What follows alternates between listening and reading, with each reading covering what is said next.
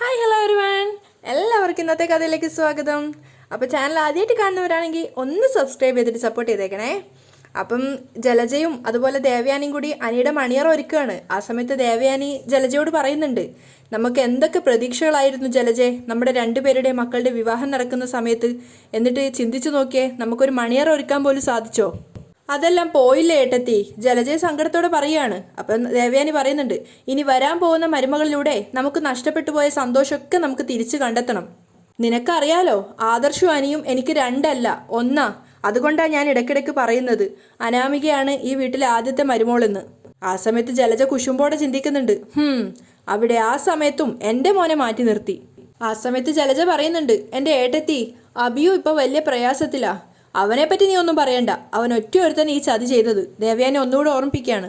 അവൻ ഈ നാടകമൊന്നും കളിച്ചില്ലായിരുന്നെങ്കിൽ ഈ വീട്ടിൽ നയനയൊന്നും വരത്തില്ലായിരുന്നു. അങ്ങനെയാണെങ്കിൽ എൻ്റെ മോൻ രക്ഷപ്പെടുകയും ചെയ്തേനെ. പിന്നെ ആലോചിച്ച പെൺകുട്ടിയെ കല്യാണം കഴിച്ചതുകൊണ്ട് എനിക്ക് നവ്യയോട് ദേഷ്യം തോന്നത്തുമില്ലായിരുന്നു. ഇവിടെ എന്തൊക്കെ ചതികളാണ് അവർ ചെയ്തു വെച്ചത്. ഇനിയിപ്പോൾ പലതും സഹിക്കേണ്ടി വരും. എങ്കിലും നമ്മുടെ സന്തോഷത്തിന് എന്തെങ്കിലുമൊക്കെ ചെയ്യാൻ പറ്റുമോ അതൊക്കെ നമ്മൾ ചെയ്യണം. അല്ല, മണിയറ എങ്ങനെയുണ്ട്? കുഴപ്പമില്ല. ഇത്തരം കാര്യങ്ങളൊക്കെ ഇവിടെ ചെയ്യുന്നത് ഏട്ടത്തിയുടെ മരുമോളല്ലേ? ആ സമയത്ത് വെറുപ്പോടെ ദേവയാനി പറയുന്നുണ്ട്, ഇവിടെ അവളെ അടുപ്പിക്കണ്ടെന്ന് ഞാൻ കരുതി. അവൾ എന്തെങ്കിലും ചെയ്യുകയാണെങ്കിലേ മനസ്സിൽ വെറുപ്പ് വെച്ചുകൊണ്ടേ ചെയ്യൂ. അത് ഈ മണിയറയിൽ നിഴലിക്കും. ഇതിപ്പോൾ ഞാൻ മനസ്സ് നിറഞ്ഞാ ചെയ്തിരിക്കുന്നത്.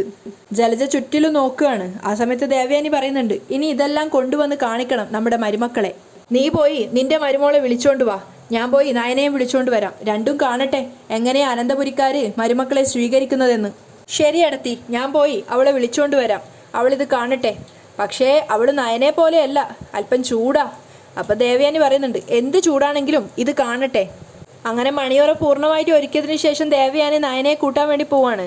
നയനെ നയനെ അവളുടെ വാതിലിൽ മുട്ടിക്കൊണ്ട് വിളിക്കുന്നുണ്ട്. ആ സമയത്ത് നയനെ വാതിൽ തുറന്നിട്ട് ചോദിക്കുകയാണ്, എന്താ അമ്മേ, എന്താ കാര്യം? നീ ഇങ്ങ് വന്നേ. കാരണം അറിഞ്ഞാലേ നീ വരത്തുള്ളോ? നീ അതിനിവിടെ ഭാരിച്ച ജോലിയൊന്നും ചെയ്യല്ലോ വിളിക്കുമ്പോൾ വരാതിരിക്കാൻ. അപ്പം നയന ഒന്നും മിണ്ടാതെ നിൽക്കുകയാണ്. അപ്പം ദേവയാനി പരിഹാസത്തോടെ പറയുന്നുണ്ട്, നിന്നെ ചില കാഴ്ചകൾ കാണിക്കാൻ വേണ്ടി വിളിച്ചതാ. കണ്ണിന് സുഖമുള്ള ചില കാഴ്ചകൾ. നിന്റെ അച്ഛനും അമ്മയും ഒക്കെ ഏതായാലും ഇവിടെയുണ്ട്. അതുകൊണ്ട് നീ കണ്ടിട്ട് കഴിഞ്ഞാൽ വേണേ അവരെ വിളിച്ച് കാണിക്ക്. നയനക്ക് ആകെ സംശയമാണ് ഇവരെന്താ ഉദ്ദേശിക്കുന്നത് മനസ്സിലാവാത്തത് കൊണ്ട്. അപ്പം ദേവയാനി പറയുന്നുണ്ട്, എല്ലാം കണ്ടു കഴിഞ്ഞാൽ അവർക്ക് വലിയ സന്തോഷമാവും. എന്തായാലും നീ വാ, എല്ലാം ശരിക്ക് കാണ് എന്ന് പറഞ്ഞുകൊണ്ട് ദേവയാനി മുന്നേ നടക്കുകയാണ്. പിന്നാലെ തന്നെ എന്താ അറിയാതെ നയനേ ഉണ്ടായിരുന്നു. അതേസമയം ജലജ നവ്യയും കൂട്ടിക്കൊണ്ട് മുറിയിലെത്തിയിട്ടുണ്ട്.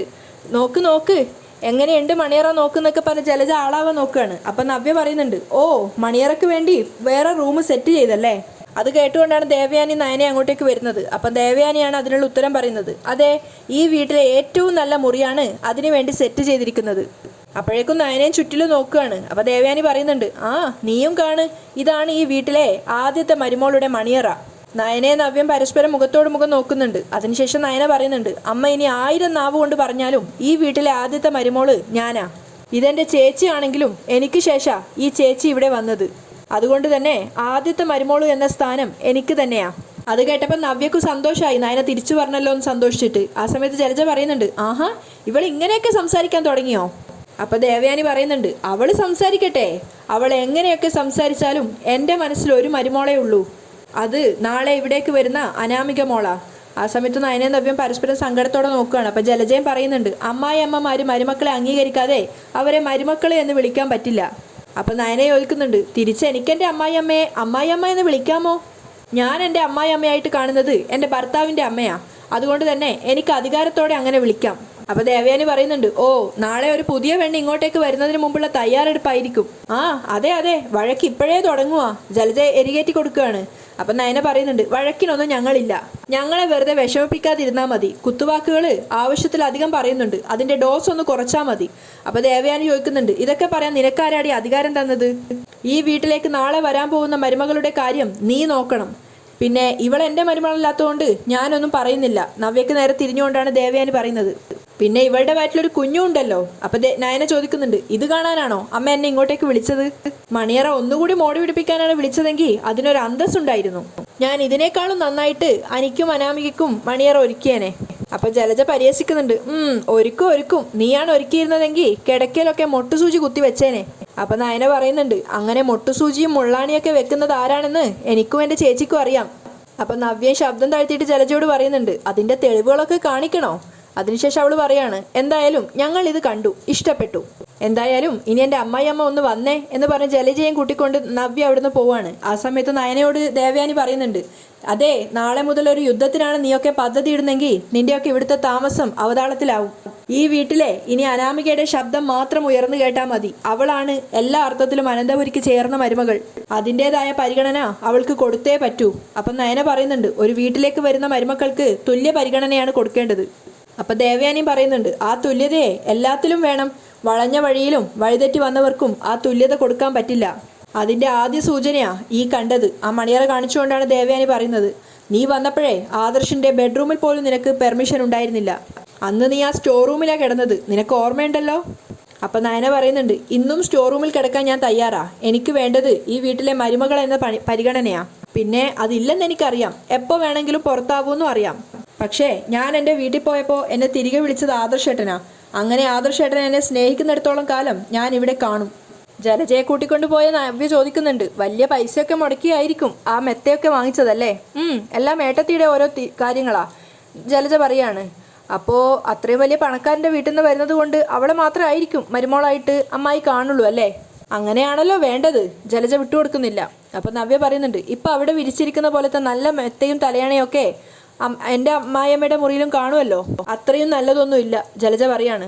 എന്നാലും കുഴപ്പമില്ല, ഉള്ളതിൽ ഏറ്റവും നല്ലത് നോക്കി എൻ്റെ മുറിയിൽ വിരിക്കണം. എന്തിനാണെന്ന് ചോദിക്കണ്ട, പറഞ്ഞതങ്ങ് ചെയ്താൽ മതി. ഓ, നിനക്ക് മണിയറ ഒരുക്കാനായിരിക്കും ആവശ്യമെങ്കിൽ അതും നിങ്ങൾ എനിക്ക് വേണ്ടി ചെയ്തു തരേണ്ടി വരും. നവ്യ വിട്ടുകൊടുക്കുന്നില്ല. ഇല്ലെങ്കിൽ ഒരു മോഷണത്തിൻ്റെ കഥ ഇന്നിവിടെ എല്ലാവരും അറിയും. നവ്യ ഭീഷണിപ്പെടുത്തുകയാണ്. ഒരവസരം വന്നപ്പോൾ നീ അത് പരമാവധി മുതലാക്കുവാണല്ലേ? ആ മോഷണത്തിൻ്റെ പേരും പറഞ്ഞ് നീ എന്നെക്കൊണ്ട് പലതും ചെയ്യിക്കുന്നുണ്ട്.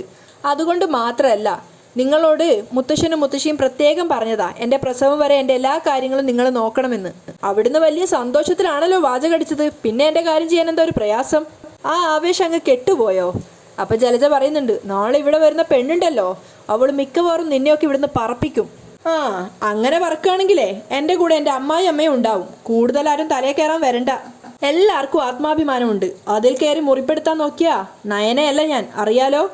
നവ്യ ഭീഷണിപ്പെടുത്തുകയാണ്. അപ്പോഴേക്കും ജലജ പറയുന്നുണ്ട്, ഞാൻ ഒന്നിനും വരുന്നില്ലേ. എല്ലാം പറയുന്നതും ചെയ്യിക്കുന്നതും ഒക്കെ നിന്റെ അനിയത്തിയുടെ അമ്മായി അമ്മയാ. അപ്പം നവ്യ പറയുന്നുണ്ട്, എന്തൊക്കെ പറഞ്ഞാലും അവർക്ക് നിങ്ങളെക്കാളും നല്ല അന്തസ്സുണ്ട്. നിങ്ങൾക്കും നിങ്ങളുടെ മോനുമാ അതില്ലാത്തത്. ആ, പിന്നെ നിങ്ങളുടെ ചരിത്രം അതാണല്ലോ. അപ്പം ജലജ ചോദിക്കുന്നുണ്ട്, എന്ന് വെച്ചാ? പലരും പറഞ്ഞ് പലതും എനിക്കറിയാം. ഞങ്ങൾ ഈ വീട്ടിൽ വലിഞ്ഞു കയറി വന്നതാണെന്നാണല്ലോ നിങ്ങൾ പലപ്പോഴും പറയാറ്. അപ്പം പിന്നെ നിങ്ങളോ? അതുകൊണ്ട് എന്നെ കൊണ്ട് കൂടുതലായിട്ടൊന്നും പറയിപ്പിക്കാതെ ഞാനിപ്പോൾ പറഞ്ഞ കാര്യം പോയി ചെല്ലേ. നവ്യയുടെ ഭീഷണി കേട്ടിട്ട് ജലജ പോയിട്ട് നവ്യയുടെ മുറിയിൽ പുതിയ ബെഡ്ഷീറ്റ് വിരിക്കുകയാണ്. അപ്പോഴാണ് ബാത്റൂമിൽ പോയിട്ട് വന്ന അഭി ചോദിക്കുന്നത്, എന്തിനാ അമ്മേ പുതിയ ബെഡ്ഷീറ്റ് വിരിക്കുന്നേ? നിന്റെ ഭാര്യയ്ക്ക് പട്ടുമെത്ത വിരിച്ചു കൊടുക്കാനാണ് ഉത്തരവിട്ടിരിക്കുന്നത്. പന്ത് അവളുടെ കളത്തിലാണല്ലോ, അതുകൊണ്ട് അനുസരിച്ചല്ലേ പറ്റൂ. എന്ത് ചെയ്യാനാ അമ്മേ? ഇനിയിപ്പോൾ കാര്യങ്ങൾ നമ്മുടെ ഇഷ്ടത്തിന് പോവണമെങ്കിൽ ഇവിടെ രണ്ടുപേര് മരിക്കണം. എൻ്റെ മുത്തശ്ശനും മുത്തശ്ശിയും അതിലൊരാൾ അവശതയിലാണെന്നാണ് പറയുന്നത്. മുത്തശ്ശൻ നാട് നീങ്ങിയാൽ വലിയ കുഴപ്പമുണ്ടാവില്ല. അപ്പം ജലജ ചോദിക്കുന്നുണ്ട്, നീ എന്തൊക്കെയാണ് ഈ പറയുന്നത്? ഇപ്പം അവരെക്കാളും കുഴപ്പം അവനാണ്, ആ ആദർശിനി. അവനാണ് ആദ്യം മുകളിലേക്ക് പോവേണ്ടത്. പിന്നെ ആരാദ്യം പോയാലും നമുക്കൊന്നുമില്ല. നമ്മുടെ സ്വന്തക്കാരൊന്നും അല്ലല്ലോ ഇവരാരും. നിനക്കറിയാലോ കഥകളൊക്കെ. അപ്പം അബിയും പറയുന്നുണ്ട്, ആ അത് ശരിയാ. എടാ, കിരീടവും ചെങ്കോലും ഇപ്പം അവൻ്റെ കയ്യിലാ. അതുകൊണ്ട് അവൻ തീരുമാനിക്കുന്നതേ നടക്കത്തുള്ളൂ. അവൻ്റെ മുത്തശ്ശനേക്കാളും അവനിഷ്ടം അനിയയാ.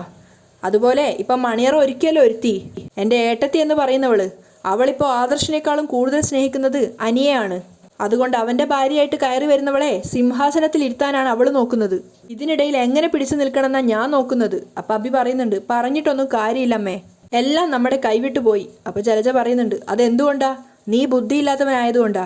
നിനക്ക് ഇത്തിരി ബുദ്ധിയെങ്കിലും ഉണ്ടായിരുന്നെങ്കിൽ മണ്ടൻ എന്നെങ്കിലും വിളിക്കായിരുന്നു. ഇത് അതും ഇല്ലല്ലോ. അപ്പം അബി പറയുന്നുണ്ട്, അമ്മയും അങ്ങനെ തന്നെയാണ്, മിണ്ടരുത്. അവളോടുള്ള ദേഷ്യം മൊത്തം ഞാൻ നിന്റെ കവിളി തീർക്കും. ജലജ ദേഷ്യത്തോടെ പറയാണ്. ആ സമയത്ത് സങ്കടത്തോടെ നവ്യ നയനയോട് പറയുന്നുണ്ട്, നിന്റെ അമ്മായി അമ്മ രണ്ടും കൽപ്പിച്ചിട്ടാണല്ലോ നയനെ, നമ്മളെയൊക്കെ വെറും പുറമ്പോക്കുകളായിട്ടാണല്ലോ അവർ കാണുന്നേ. അപ്പം നയന പറയുന്നുണ്ട്, അല്ലെങ്കിലും അങ്ങനെ തള്ളിക്കളഞ്ഞിരിക്കുമല്ലേ, നമ്മൾ ഈ വീട്ടിലെ ആരുമല്ല. പിന്നെ ഇപ്പം ആദർശേട്ടന് നല്ല മാറ്റമുണ്ട്, അതാ ഏക സമാധാനം. അപ്പം നവ്യ സങ്കടത്തോടെ പറയാണ്, എൻ്റെ കാര്യത്തിൽ അതും ഇല്ലടി മോളെ. അബിക്ക് എന്നോട് ഒരു സ്നേഹവും ഇല്ല, എൻ്റെ വയറ്റിൽ കിടക്കുന്ന കുഞ്ഞിനോടും. എങ്കിലും ഞാൻ വിട്ടുകൊടുക്കില്ല. എൻ്റെ കയ്യിൽ കിടക്കുന്ന തെളിവ് വെച്ച് ഞാൻ രണ്ടിനെയും വട്ടം കറക്കും. അങ്ങനെ വട്ടം കറക്കുമ്പോഴും ചേച്ചി ശ്രദ്ധിക്കണം. കാരണം ചേച്ചിയോടുള്ള ദേഷ്യം ഒരുപക്ഷെ അവർ ആ കുഞ്ഞിനോടായിരിക്കും തീർക്കുന്നത്. നയന പറഞ്ഞു കൊടുക്കുകയാണ്. അങ്ങനെ എന്തെങ്കിലും ചെയ്താ ഉറപ്പായിട്ടും മോനും അമ്മയും ജയിലിൽ കിടക്കും. നവ്യ വിട്ടുകൊടുക്കുന്നില്ല. ഞാൻ പിന്നെ കോംപ്രമൈസിനൊന്നും നിൽക്കില്ല. കഥകൾ കുറച്ചൊക്കെ നിനക്കും അറിയാലോ. നമ്മളെക്കാളും പുറമ്പോക്കാ ഈ വീട്ടിലുള്ള അവനും അവൻ്റെ അമ്മയും. അപ്പം നയന പറയുന്നുണ്ട്, നമ്മളായിട്ട് ആരെയും തള്ളി പറയേണ്ട ചേച്ചി. നമ്മൾ ഇവിടെ വരുന്നതിന് മുമ്പ് തന്നെ അവരൊക്കെ ഈ വീട്ടിലെ അംഗങ്ങളാ. നമ്മൾ കാരണം ആരും പുറത്തു പോകാൻ പാടില്ല. നമ്മൾ പുറത്തു പോയാലും ശരി. അപ്പം നവ്യ പറഞ്ഞു കൊടുക്കുന്നുണ്ട്, നിന്നെ പോലത്തെ വിശാല മനസ്സൊന്നും എനിക്കില്ല. അടിക്ക് തിരിച്ചടി, അങ്ങനെയാ ഞാൻ നിൽക്കുന്നേ. അപ്പം നയന പറയുന്നുണ്ട്, ഞാനും കുറച്ച് മാറാൻ തീരുമാനിച്ചിട്ടുണ്ട്. എങ്കിലും മനസാക്ഷിക്ക് നിരക്കാത്ത പണിക്കൊന്നും ഞാനില്ല. ഈ വീട്ടിൽ ഏറ്റവും കൂടുതൽ സപ്പോർട്ട് വേണ്ടത് ആദർശേട്ടൻ്റെയാ. പിന്നെ മുത്തശ്ശനും മുത്തശ്ശിയും ആദർശേട്ടൻ്റെ അച്ഛനും ഇളയച്ചനും ഒക്കെ നമ്മളെ സപ്പോർട്ട് ചെയ്യുന്നുണ്ടല്ലോ. അപ്പം നവ്യ പറയുന്നുണ്ട്, പക്ഷെ ഇന്നലെ വരെ നിന്നെ സപ്പോർട്ട് ചെയ്തിരുന്ന അനിയുടെ അമ്മയ്ക്കിപ്പോൾ ഭയങ്കര മാറ്റാ. അപ്പം നയന പറയുന്നുണ്ട്, അതൊക്കെ തെറ്റിദ്ധാരണ കൊണ്ടുണ്ടായതാ. അവർ പൊന്നെന്ന് കരുതി ഇപ്പോൾ വിളിച്ചു കയറ്റുന്ന മരുമോള് അത്ര ശരിയൊന്നുമല്ല. അത്ര റിസ്ക് എടുത്തിട്ട് ഞാനും നന്ദുവും അവളെ രക്ഷിച്ചിട്ട് പോലും അവൾ കഥകൾ മാറ്റിയെന്നാ തോന്നുന്നേ. അങ്ങനെയെങ്കിൽ അവൾ ഈ കുടുംബത്തിലേക്ക് വന്നു കഴിഞ്ഞാൽ കൂട്ടത്തല്ലുണ്ടാവുന്നുള്ള കാര്യം ഉറപ്പാ. അപ്പം നവ്യ പറയാണ്, ഇപ്പം എനിക്ക് തോന്നുന്നു നമ്മുടെ നന്ദു തന്നെ അനിയെ കല്യാണം കഴിച്ചാൽ മതിയായിരുന്നു എന്ന്. അപ്പം നയന പറഞ്ഞു കൊടുക്കുന്നുണ്ട്, ഇനിയിപ്പം അങ്ങനെയൊന്നും ചിന്തിക്കരുത്. ആരെന്ത് പറഞ്ഞാലും നടക്കാൻ പാടില്ലാത്ത ബന്ധം അത്. നമ്മൾ അനുഭവിക്കുന്ന ഈ വേദന അവൾ കൂടി അനുഭവിക്കരുത്. ഈ പ്രേമെന്ന് പറയുന്നത് കുറച്ചു കഴിയുമ്പോൾ ഇല്ലാതാവും. അനിയെക്കുറിച്ചുള്ള ഓർമ്മകൾ അവളിൽ നിന്ന് വിട്ടുപോകും. അനിയുടെ കാര്യം അങ്ങനെ തന്നെയാ. അതിനുശേഷം അവളെങ്കിലും മറ്റൊരു കുടുംബത്തിൽ പോയി മനസ്സമാധാനത്തോടെ ജീവിക്കട്ടെ. ആ സമയത്ത് അബിയോട് ജലജ പറയുന്നുണ്ട്, ഇനി നാളെ വരുന്നവൾ എന്തൊക്കെ ആട്ടം ആടുന്ന ഞാൻ ചിന്തിക്കുന്നത്. അപ്പം അങ്ങോട്ടേക്ക് വന്നിട്ട് നവ്യ ചോദിക്കുന്നുണ്ട്, എന്തായി? ഇതാ പുതിയ ബെഡ്ഷീറ്റ് വിരിച്ചിട്ടുണ്ട്, ഇനി ഇതിൽ കിടന്ന് സുഖമായി ഉറങ്ങിക്കോ. ആ സമയത്ത് നവ്യ വിജയത്തോടെ പറയുന്നുണ്ട്, നയനയുടെ അമ്മായിയമ്മ പലതും കാണിക്കും, പലതും പറയുകയും പ്രവർത്തിക്കുകയും ഒക്കെ ചെയ്യും. അത് കണ്ടിട്ട് എൻ്റെ പാവം അമ്മായിയമ്മ അതൊന്നും കണ്ടുപിടിക്കാൻ നിൽക്കണ്ട കേട്ടോ. ജലജയുടെ കവിളിൽ തലോടിക്കൊണ്ടാണ് പറയുന്നത് നവ്യ. ആ സമയത്ത് അബി പറയുന്നുണ്ട്, നീ ഞങ്ങളെ ഒരുപാട് കഷ്ടപ്പെടുത്തുന്നുണ്ട്. അതിനേക്കാളും കഷ്ടപ്പെട്ടും ബുദ്ധിമുട്ടിയാണ് ഞാനിവിടെ ജീവിക്കുന്നത്. നവ്യ പറയാണ്, എന്നെ ഭയന്നിട്ടാ എൻ്റെ ഭർത്താവും അമ്മായിയമ്മയും എനിക്ക് ഓരോന്ന് ചെയ്തു തരുന്നത്. എൻ്റെ കാര്യം പോട്ടെ, നാളെ ഒരു കുഞ്ഞു ജനിച്ചാ അത് ഇവൻ്റെ കുഞ്ഞാ. ആ കുഞ്ഞിനോട് ഒരു ഇത്തിരിയെങ്കിലും സ്നേഹം ഉണ്ടായിരുന്നെങ്കിൽ ആ സ്നേഹം ഇവൻ എന്നോട് കാണിച്ചേനെ. ഞാനെന്നൊരാൾ ഇവിടെ ഇല്ല എന്നുള്ള രീതിയിലാ ഇവൻ പലപ്പോഴും പോയിക്കൊണ്ടിരിക്കുന്നേ. അപ്പം അബി പറയാണ്, ഇതിന് ഞാൻ മറുപടി ഒന്നും പറയുന്നില്ല. പറഞ്ഞാ കൂടിപ്പോവും. നേരായ മാർഗത്തിലൂടെ നീ ഇവിടെ കടന്നു വന്നിരുന്നെങ്കിൽ നിന്നെ ഞങ്ങൾ എല്ലാവരും സ്വീകരിച്ചേനെ. അപ്പം നവ്യ പറയുന്നുണ്ട്, മിണ്ടരുത് നീ. നേരായ മാർഗത്തിൽ ഞാൻ ഇവിടെ വന്നിരുന്നെങ്കിൽ ഇപ്പം നിന്റെ അല്ല നിന്റെ ഏട്ടൻ്റെ ഭാര്യയായനെ. അന്ന് ഏട്ടൻ കഴിവുകെട്ടവനാണെന്നും നീയാണ് വലിയ ആളെന്നും എന്നെ പറഞ്ഞ് തെറ്റിദ്ധരിപ്പിച്ചത് ആരാന്ന്? സത്യത്തിൽ മൂർത്തി മുത്തച്ഛൻ്റെ കൊച്ചുമക്കളിൽ നീയാണ് അസുരവിത്ത്. അനിയും ആദർശേട്ടനും ഒക്കെ ഈ വീടിൻ്റെ അന്തസ്സിനൊത്ത് ജീവിക്കുന്നവരാ. ആ സമയത്ത് ജലജ കയറി ഇടപെടുകയാണ്, മോനെ ഒന്നും കണ്ടില്ല കേട്ടില്ല എന്ന് വിചാരിച്ച് സഹിച്ചങ്ങ് പൊയ്ക്കോ. ഇവളോടൊന്നും സംസാരിച്ചിട്ട് കാര്യമില്ല. അപ്പം നവ്യ പറയുന്നുണ്ട്, സംസാരിക്കാൻ പറ്റില്ല. അങ്ങനെ സംസാരിക്കണമെങ്കിലേ സ്വന്തം ഭാഗം ക്ലിയർ ആയിരിക്കണം. ഇവിടെ അമ്മയെ കണ്ട് വളർന്ന മോൻ അതിലും പാഴാ. അപ്പോഴേക്കും അബിക്ക് ദേഷ്യം കയറാണ്, നാവടക്കടി. ഞാനെന്തിനാ നാവടക്കുന്നേ? നീ ഈ പറഞ്ഞതിനുള്ള മറുപടിയേ ഞാൻ പറഞ്ഞുള്ളൂ. അതിനപ്പുറമൊന്നും ഞാൻ പറഞ്ഞില്ല. നാളെ ഒരുത്തി വരുന്നുണ്ട്, അവൾ എന്തൊക്കെയോ മനമറിക്കുന്ന ഇവിടെയുള്ളവരൊക്കെ പറയുന്നേ. നമുക്ക് കണ്ടറിയാം എന്താവുമെന്ന്. അപ്പം ജലജ പറയുന്നുണ്ട്, എടി അവളുടെ പാദസേവ ചെയ്താൽ നിനക്കൊക്കെ കൊള്ളാം. അതിൻ്റെ ആവശ്യം എനിക്കും നയനക്കും ഇല്ല. നവ്യ വിട്ടുകൊടുക്കുന്നില്ല. ഞങ്ങളെ കല്യാണം കഴിച്ചുകൊണ്ട് വന്നതാ. മറ്റുള്ളവരെ പോലെ തന്നെ ഞങ്ങളും ഈ വീട്ടിലെ അംഗങ്ങളാ. പിന്നെ ആർക്കും കൊമ്പ് മുളയ്ക്കേണ്ട കാര്യമൊന്നുമില്ല. കിടക്ക വിരിച്ചില്ലേ, എങ്കിൽ പോയി കിടന്നുറങ്ങ്. അപ്പം ജലജ പറയുന്നുണ്ട്, ഞാൻ ഉറങ്ങണോ വേണ്ടോന്ന് നീ പറയേണ്ട കാര്യമൊന്നുമില്ല. എന്നിട്ട് അവിടുന്ന് ഇറങ്ങി പോവാണ്. ആ സമയത്ത് അബിയോട് നവ്യ പറയുന്നുണ്ട്, അച്ഛനില്ലാതെ വളർന്നതിൻ്റെ ഒരുപാട് കുഴപ്പങ്ങളുണ്ട് നിന്റെ സ്വഭാവത്തിൽ. അപ്പം അബി വേഗം തന്നെ പറയുന്നുണ്ട്, ദേ ഇനിയിപ്പോൾ സംസാരം ആ ഭാഗത്തൊന്നും പോവണ്ട. നാളെ രാവിലെ കല്യാണത്തിന് പോകാനുള്ളതാ. വേഗം കിടന്നുറങ്ങാൻ നോക്ക്. അവൻ വേഗം തന്നെ കിടന്നുറങ്ങുകയാണ്. അതേസമയം നയനയും ആദർശം ഉറങ്ങാൻ കിടന്നിട്ടുണ്ടായിരുന്നു. ആ സമയത്ത് ആദർശം നയനയോട് പറയാണ്, ഈ അവസാന നിമിഷം വരെ അവൻ്റെ മനസ്സിൽ അവളില്ല, അനാമിക. പിന്നെ അവൻ്റെ മനസ്സിൽ ആരാണെന്ന് പിടികിട്ടുന്നില്ല. നീ ഇവിടെ വന്ന ശേഷം എന്നെക്കാളും കൂടുതൽ അടുപ്പാ നീയും അവനുമായിട്ട്. അതുപോലെ നന്ദുവിനോടും അവൻ വലിയ അടുപ്പാ. എന്നിട്ടും നിങ്ങൾക്കാർക്കും അറിയില്ലേ?